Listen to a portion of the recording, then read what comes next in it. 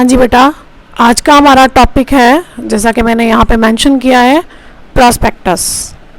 What is prospectus? अब देखिए, example से शुरू करते हैं। मान लो मैंने एक कंपनी अपनी इनकॉर्पोरेट कराई, रजिस्टर कराई, ABC limited, ABC public limited नाम से, ठीक है। अब मैंने रजिस्ट्रेशन तो करा लिया, तो क्या मेरी कंपनी के लिए मुझे किसी चीज़ की ज़रूरत नहीं है? सबसे पहले तो मुझे अपनी कंपनी के लिए फ़ंड्स की ज़रूरत है, मुझे पैसों की ज़रूरत है, फ़ंड्स रेज़ करने हैं, ठीक है। अब क्योंकि मेरी पब्लिक कंपनी है तो मैं फ़ंड्स कैसे रेज़ करूं, कहाँ से पैसा आएगा? अगर प्राइवेट कंपनी होती तो अपने जो प्राइवेट प्लेसमेंट के थ्रू मैं अपने फ़ंड्स रेज़ कर सकती थी, मतलब अपने फैमिली फ्रेंड्स या बैंक से लोन ले सकती हूँ, तो मैं अपनी कंपनी के लिए फ़ंड्स रेज़ कर सकती हूँ। बट मेरी पब्लिक कंपनी है, तो अब मैं क्या करूँ? मेरे फंड्स कहाँ से रेज़ होंगे? उसके लिए मुझे क्या करना होता है? पब्लिक को इनवाइट करना होता है, पब्लिक को सब्सक्रिप्शन के लिए इनवाइट करना होता है। जब हमने रजिस्ट्रेशन की बात की थी, तब हमने कहा था कि कंपनी के 3 मेन डॉक्यूमेंट होते हैं। सबसे पहला होता है हमारा मेमोरेंडम ऑफ एसोसिएशन। सबसे पहला डॉक्यूमेंट हमारा था मेमोरेंडम ऑफ एसोसिएशन, जो कंपनी का क्या है? कॉन्स्टिट्यूशन है। फिर उसका सबऑर्डिनेट कौन है? AOA, आर्टिकल्स ऑफ एसोसिएशन, जो हमारे कंपनी के इंटरनल मैटर के लिए, इंटरनल अफेयर्स के लिए रूल्स एंड रेगुलेशंस बताता है। उसके बाद तीसरा नंबर आता है हमारे प्रॉस्पेक्टस का, ठीक है। तो ये 3 हमारे मेन डॉक्यूमेंट होते हैं जिनकी हमें हमारी पब्लिक कंपनी में ज़रूरत होती है। Now what is the meaning of prospectus? Prospectus क्या है? हम पब्लिक से कैसे पैसा लेंगे, कैसे फंड्स रेज करेंगे? तो इसका मतलब है कि जो कंपनी है, जो पब्लिक कंपनी है, वो क्या करेगी? वो पब्लिक को इनविटेशन देगी। किसको इनविटेशन देगी? पब्लिक को। क्या देगी? इनविटेशन। पब्लिक को इनविटेशन देगी। कैसे देगी? किस तरह से उन्हें इनवाइट करेगी? थ्रू एनी नोटिस, कोई भी नोटिस देकर, सर्कुलर, या फिर advertisement. Advertisement in newspaper, not on the radio और टेलीविज़न, ठीक है। इट मीन्स ये जो आपका डॉक्यूमेंट है, ये क्या होना चाहिए? रिटन फॉर्म में होना चाहिए। किस में होना चाहिए? रिटन फॉर्म, ठीक है। तो इस इनविटेशन को क्या कहा जाएगा? प्रॉस्पेक्टस कहा जाएगा। तो हम इसे लिखेंगे कैसे? Means any invitation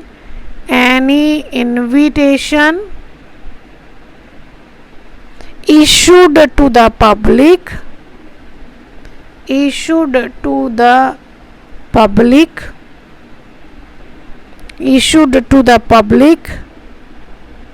inviting it,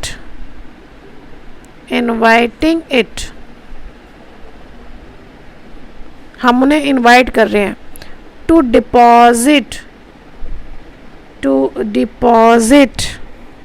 और इन्वेस्ट मनी, डिपॉजिट और इन्वेस्ट मनी विद द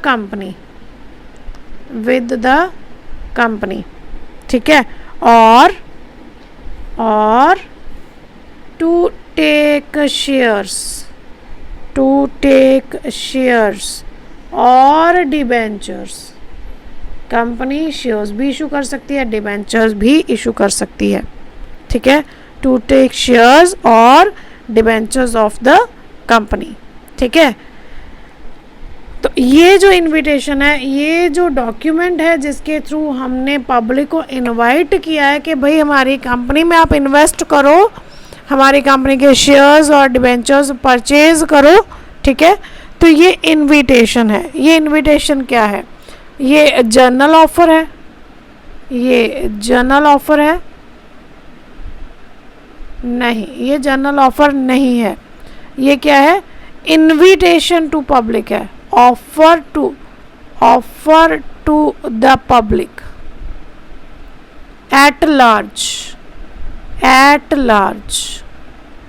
ठीक है। यानी जनरल ऑफर में क्या है कि हमने आपको ऑफ़र किया हमारा बिजनेस ज्वाइन करो, आपने एक्सेप्ट कर लिया, ठीक है, या मैं ऑफ़र कर रही हूँ कि मुझे आपका बिजनेस ज्वाइन करना है, दिस इज़ जनरल ऑफ़र, ठीक है। लेकिन यहाँ पर हम किसी को, यहाँ पे पब्लिक और कंपनी, इन दोनों का आपस में कोई बाइंडिंग रिलेशन नहीं बना, ठीक है, कोई बाइंडिंग, जनरल ऑफर में बाइंडिंग रिलेशन होता है, ठीक है, लेकिन इसमें कोई बाइंडिंग रिलेशन आपका नहीं है, किसी किस्म का आपका कोई भी बाइंडिंग रिलेशन नहीं है, ठीक है। यानी आपको कोई मजबूर नहीं कर सकता कंपनी के शेयर्स या डिबेंचर परचेज करने के लिए, और ना ही कंपनी के पास इन्वेस्ट करने के लिए आपको ज़बरदस्ती की जा सकती है। ये जस्ट है offer to the public, invitation of offer, invitation of offer to the public at large. अब एट लार्ज का मतलब क्या हुआ? ये एट लार्ज का मतलब क्या हुआ? मान लो कंपनी ने अपना प्रॉस्पेक्टस इशू किया, ठीक है, कंपनी ने, और कंपनी का डायरेक्टर है ए जो है वो क्या है, कंपनी का डायरेक्टर है, तो प्रॉस्पेक्टस बनाकर किसको दे दिया? ए को दे दिया। ए ने आगे किया, क्या किया? ए ने अपने एक फ्रेंड को वो इनविटेशन दे दिया और कहा ये जो डॉक्यूमेंट था, प्रॉस्पेक्टस था, वो इस अपने फ्रेंड को दे दिया, और उस फ्रेंड ने अपने रिलेशन में 50 मेंबर थे, उनको उसने दे दिया, सबमिट करा दिया, ठीक है। तो क्या ये आपका प्रॉस्पेक्टस है? ये पब्लिक ऑफर है? नहीं, ये पब्लिक ऑफर नहीं है।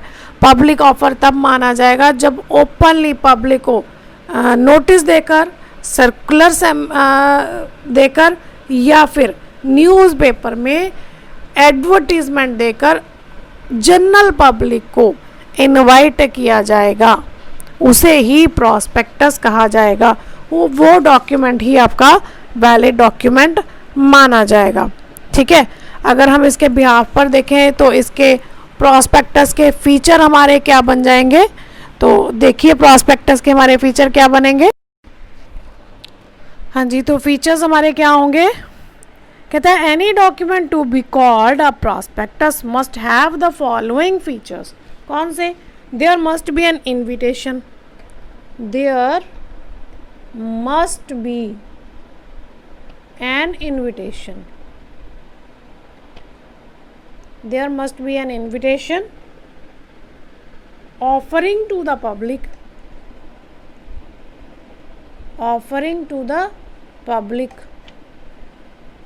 एक इनविटेशन होना चाहिए जो पब्लिक के लिए होना चाहिए, जनरल पब्लिक के लिए होना चाहिए। The invitation must be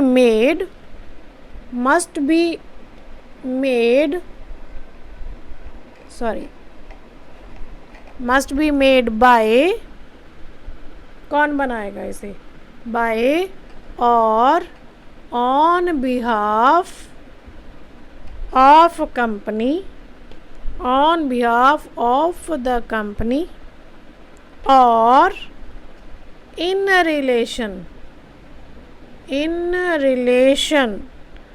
to an intended company.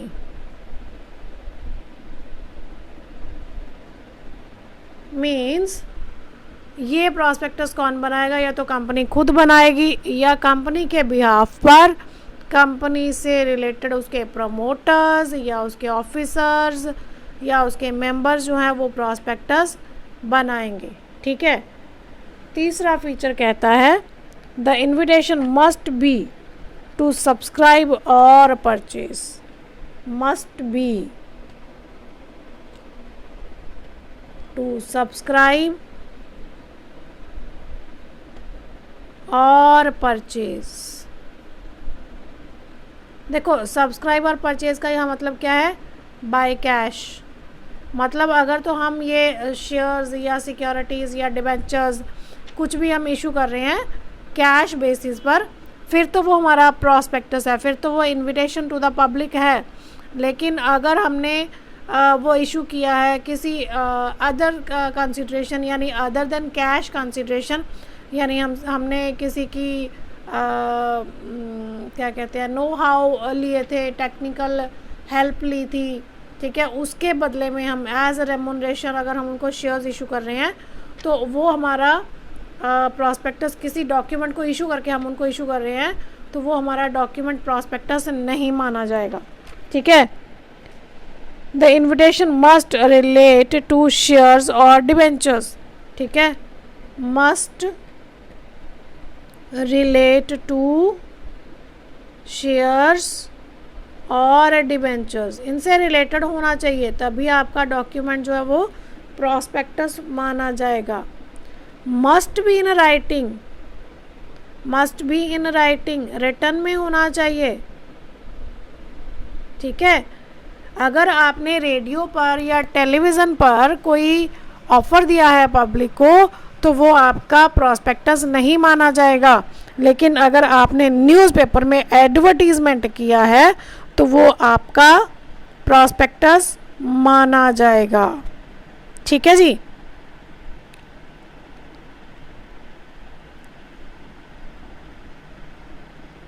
Issued prospectus का मतलब क्या है? इशूड टू द पब्लिक, यानी जहाँ पे पब्लिक को ऑफ़र किया गया है। मैंने आपको पहले समझा दिया, general offer and offer to the public. ठीक है, दोनों में फ़र्क क्या है?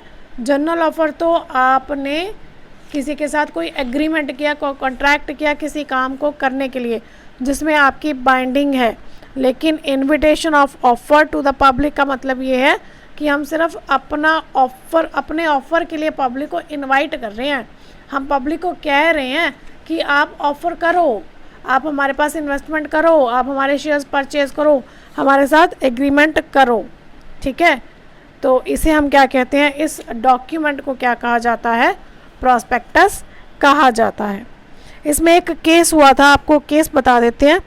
एक केस था नैश वर्सेस लिंडे का, 1929 में था।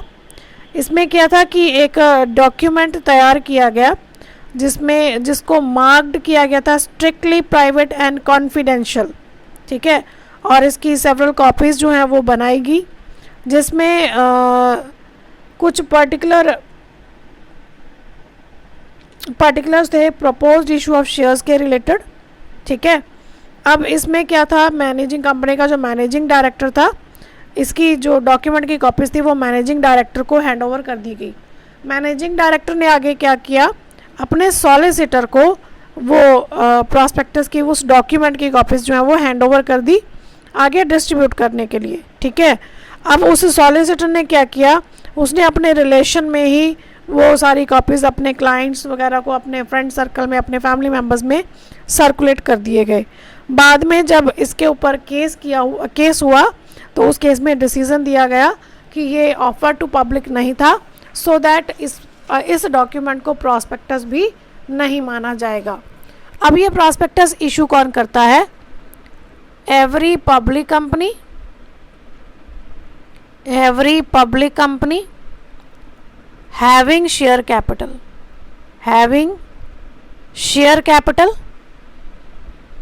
ठीक है, लिस्टेड और अनलिस्टेड, चाहे वो लिस्टेड है चाहे वो अनलिस्टेड है, पब्लिक कंपनी को अगर शेयर कैपिटल है तो प्रॉस्पेक्टस इशू करना पड़ता है।